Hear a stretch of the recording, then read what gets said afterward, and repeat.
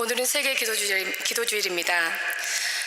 세계 기도일이라는 것이 생소하시는 분들을 위해서 잠시 설명을 드리자면 매년 3월 첫 금요일입니다. 그리고 오후 8시에, 그러니까 저녁 8시죠. 저녁 8시에 전 세계에서 같은 기도문을 가지고 함께 예배드리고 기도드리는 날입니다. 올해로 127주년을 맞이했는데 처음 시작은 1887년 미국의 다윈 제임스라는 여성으로부터 시작되었습니다. 이 여성은 미국인인데 미국으로 이민 온 사람들이 보니까 부당한 대우를 받는 것을 보고 좀 도와주고 싶다라는 생각을 해서 선교 모임을 만들고 또 그 모임에서 기도일을 정해서 기도하기 시작했습니다. 처음에는 물론 작은 모임이었습니다. 그러나 지금은 180여 나라에서 참여하고 있는 큰 모임이 되었습니다. 매년 각 나라들이 돌아가면서 예배문을 작성합니다. 우리나라에서는 1922년에 처음으로 세계기도일 예배를 드렸는데요. 90년 동안 일제시대를 포함하여 총 3번 우리나라 여성들이 예배문을 만들었습니다. 그리고 우리나라 여성들이 만든 그 예배문을 가지고 전 세계에서 함께 예배드리고 기도했습니다. 매우 의미가 깊은 행사입니다. 현재에도 한국에서는 20개 정도의 교단들이 함께 참여하고 있습니다. 그런데 아무래도 여성, 즉 여신도에서 주관을 하고 있고 평신도 운동이고 그리고 참여하지 않는 교회와 교단도 많이 있기 때문에 세계 기도일이라는 것을 오늘 처음 접하신 분들도 계실 거라고 생각합니다. 올해의 기도문은 이집트 교회에서 이집트 여성들이 사막에 샘이 넘쳐 흐르게 하라라는 주제로 기도문을 작성하였습니다. 그리고 엊그제 금요일에 각 나라에서 이집트를 위하여 기도하였습니다. 사막에 샘이 넘쳐 흐른다라는 표현은 아시다시피 이사야서에 나옵니다. 우리가 읽었던 본문은 이사야서 중에서도 제2 이사야라는 예언자가 쓴 것입니다. 당시에 이스라엘 백성들은 바벨론의 포로로 잡혀 있었습니다. 식민지죠. 근데 식민지 모든 나라들이 그러듯이 이스라엘 백성들은 정말로 빨리 자유롭게 되기를, 해방되기를 기다리고 간절히 원했습니다. 그런 백성에게 제2 이사야가 이제 하나님께서 너희들을 살리실 것이다, 너희들을 구원하실 것이다, 너희들을 해방하실 것이다 라고 예언을 하고 있는 것입니다. 얼마나 꿀과 같이 달고 행복한 말씀인지요. 그러나 바벨론에서 해방시켜 주신다고 할지라도 결국 또 다른 문제가 남아 있습니다. 바벨론에서 계속 살 수는 없는 일이고요. 결국 잃어버렸던 땅을 향해서 나와야 합니다. 그런데 광야와 사막을 지나가야 하는 것이 큰 문제입니다. 어려움으로부터 해방시켜 주신다고 할지라도 공간 이동을 하듯 갑자기 모든 상황이 완벽히 바뀌기가 쉽지가 않죠. 그래서 하나님께서는 이사야 43장을 보면 이스라엘 백성에게 출애굽 사건을 기억하게 합니다. 43장 16절인데요. 내가 바다 가운데 길을 내고 거센 물결 위에 통로를 냈다. 출애굽을 할 때 이스라엘 백성들은 홍해 앞에서 절망할 수밖에 없었습니다. 애굽에서 해방되는 즐거움을 만끽하기도 전에 홍해 앞에서 이 바다를 어떻게 건너가야 되나 막막했을 것입니다. 그러나 하나님께서는 바닷물을 가르고 그곳에 길을 내셔서 이스라엘 백성들이 안전하게 건너가게 하셨습니다. 출애굽 때처럼 하나님께서는 바벨론에 있는 이스라엘 백성에게 새로운 구원과 해방을 약속하셨습니다. 이제 그들은 홍해가 아닌 사막과 광야를 통과해야만 합니다. 바벨론에서 예루살렘까지는 직선 거리로 800km라고 합니다. 그런데 직선 거리로 갈 수는 없죠. 항상 지형 때문에 우회하거나 돌아서 가야죠. 그래서 실제로 걷는 거리는 2000km가 넘는다고 합니다. 모든 사람들이 낙타를 가지고 있는 것도 아니고 대부분은 걸어서 사막과 광야를 통과해야만 합니다. 그늘도 없는 사막지대를 걸어가는 것은 보통 어려운 일이 아니었을 것입니다. 어쩌면 광야와 사막을 건너는 일이 두려워서 바벨론에 남으려고 했던 사람들도 많았을 것입니다. 하나님께서는 바벨론에서 구원을 기다리는 이스라엘 민족에게 출애굽 사건을 기억하게 하시고 하나님께서 어떻게 이스라엘 백성들을 인도하셨는지를 다시 한번 알려주셨습니다. 그리고 이제는 바벨론에서 나올 이 백성들을 온전하게 나오게 하시기 위해서, 온전하게 회복시키기 위해서 광야에 길을 내시고 그리고 사막에 강을 내시겠다고 하셨습니다. 오늘 우리의 본문 41장에서는 내가 메마른 산에서 강물이 터져 나오게 하며 골짜기 가운데서 샘물이 솟아나게 하겠다. 내가 광야를 못으로 바꿀 것이며 마른 땅을 샘 근원으로 만들겠다라고 말씀하고 계십니다.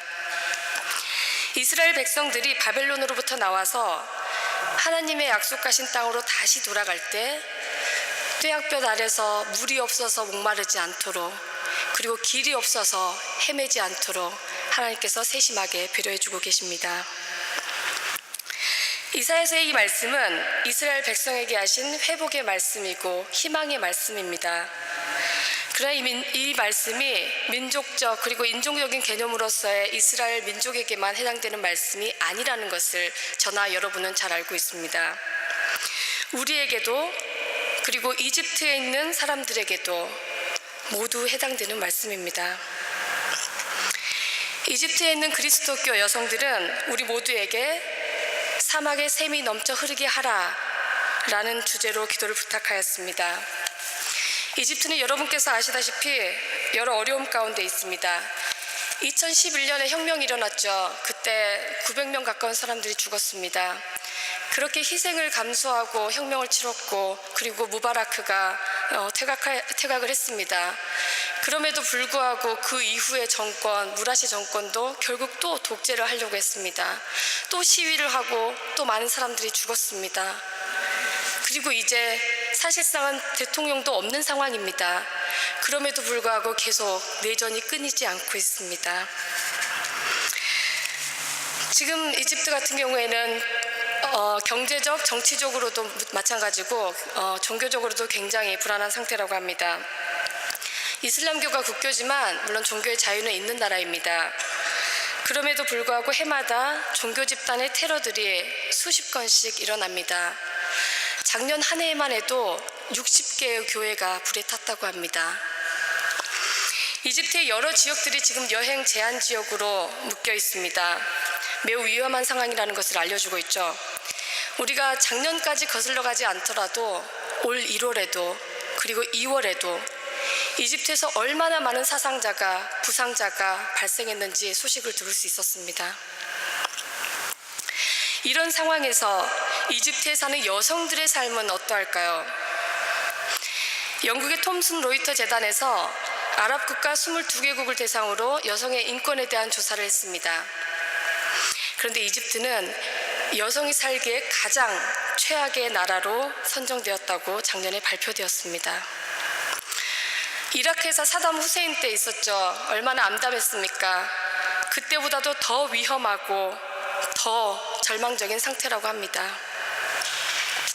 아랍의 봄 이후에 아랍의 모든 국가들에서 여성들의 인권이 더욱더 짓밟혔는데요.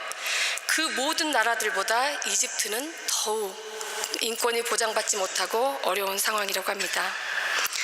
교육 혜택, 재산권, 정치 참여율, 사회 보장 그 모든 항목에서 이집트 여성들은 우리와는 다른 세계에 살고 있습니다. 심지어 일부 다처제의 전통도 완전히 사라지지 않은 상태이고요. 강간이나 폭행은 너무 당연하고 여성 할례 등 비인권적인 일들이 비일비재합니다. 내 집 같다라는 표현 얼마나 아늑하고 따뜻합니까? 그러나 이집트 사람들에게는 내 집 같다라는 말이 그렇지 않을 것입니다. 우리에게는 서울, 대구, 광주 얼마나 그립고 얼마나 포근합니까?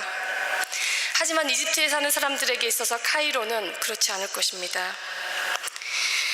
이집트에 있는 사람들은 하루빨리 이 지옥 같은 곳에서 벗어나고 싶다라고 생각하고 정말로 내 집같이 편한 세상이 오기만을 기다리고 있을 것입니다. 우리가 생각하는 것보다도, 우리가 상상하는 것보다도 더 간절하고 더 절실하게 기다리고 기도하고 있을 것입니다. 하나님께서 이집트를 어렵고 힘든 바벨론 같은 상황에서 구원해 주시기를 희망할 것입니다. 그러나 사막에 샘이 넘쳐 흐르지 않는다면 바벨론에서 나오더라도 이스라엘 백성들은 목적지까지 아주 힘겹게 갈 수밖에 없습니다. 마찬가지로 이집트에도 샘물과 같은 하나님의 은혜가 넘치지 않는다면 그 나라가 온전하게 안정적으로 변하기 전까지는 힘겨울 수밖에 없습니다. 그래서 샘물이 넘쳐 흐르도록 기도를 요청한 것입니다. 이사야서에서 말하는 샘물은 일반적인 샘물은 당연히 아니겠죠. 이사야 44장 3절과 4절에서 하나님께서는 내가 메마른 땅에 물을 주고 마른 땅에 시내가 흐르게 하듯이 내 자손에게 내 영을 부어주고 내 후손에게 나의 복을 내리겠다. 그들은 마치 시냇물가의 버들처럼 풀처럼 무성하게 자랄 것이다 라고 말씀하셨습니다. 우리는 예수님과 사마리아 여인과의 대화에서도 성서에서 말하는 샘이 일반적인 샘이 아니라 영적인 것임을 알 수 있습니다. 우리가 읽었던 말씀인데요. 요한복음 4장 14절에서는요. 내가 주는 물을 마시는 사람은 영원히 목마르지 아니할 것이다. 내가 주는 물은 그 사람 속에서 영생에 이르게 하는 샘물이 될 것이다. 여러분들께서도 아시다시피 눈에 보이는 물이 아니라 하나님께서 주시는 위로부터 오는 물이고 그 물은 우리 안에서 솟아나는 샘물이 되고 영원한 생명으로 이끄는 혹은 영원한 생명을 얻기까지 흘러나오는 샘물이 될 것이라고 말씀하고 계십니다. 우리 안에서 끊임없이 은혜를 주시고 우리의 영혼을 새롭게 하시며 그리고 우리를 구원하시는 성령을 말씀하시는 것입니다. 다시 이사야서 본문으로 돌아가 보겠습니다. 18절 19절 내가 메마른 산에서 강물이 터져 나오게 하며 골짜기 가운데서 샘물이 솟아나게 하겠다. 내가 광야를 못으로 바꿀 것이며 마른 땅을 샘 근원으로 만들겠다.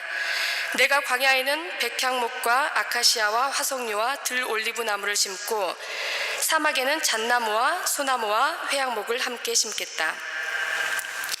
이 말씀은 하나님께서 사람이 그냥 지나가기에도 힘든 사막과 광야에 샘물이 흘러넘치게 하고 나무를 심어서 생명이 살 수 있는 것으로 만드시겠다는 하나님의 약속입니다.